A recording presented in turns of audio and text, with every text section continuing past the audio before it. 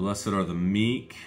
Thursday, Psalm 10, 13 through 18. Man, this morning, thinking about the helpless,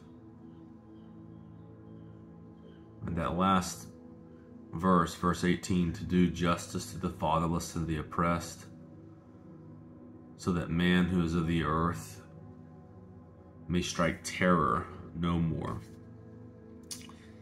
And it was hard for me to think about much of anything besides Gaza,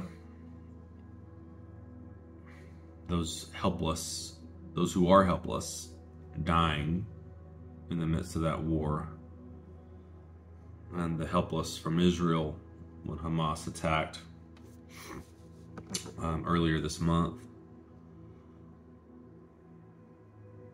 and not knowing exactly what to pray. I prayed a prayer that I've fallen on when, after Becca and I had our first miscarriage.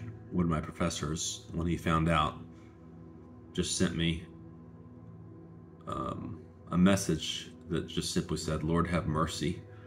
Christ, have mercy."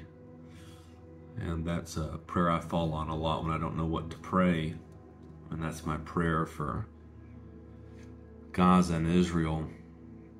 It made me think about how helpless I am. At the end of the day, how helpless I am to even help the helpless. To be positioned or position myself in the right time, the right place to help the helpless. And even if I'm really coming from a place of poor in spirit, that I have nothing to offer God, then who am I to note mischief and vexation, like it says God does in verse 14?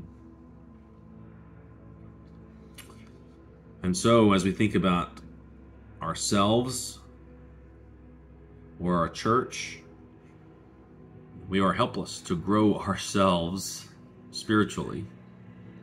We're helpless to grow a church. Maybe we could build a crowd. Maybe we can learn to live a little more emotionally healthy. But in the end, spiritual growth is something that has to be done by the Spirit. Something only God can do. So Lord, move in us. Help us to grow in spirit and in truth, so we might worship in spirit and in truth.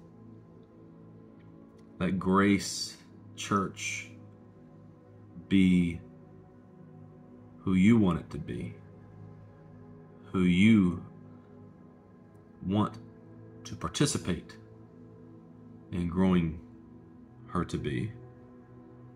Build your church.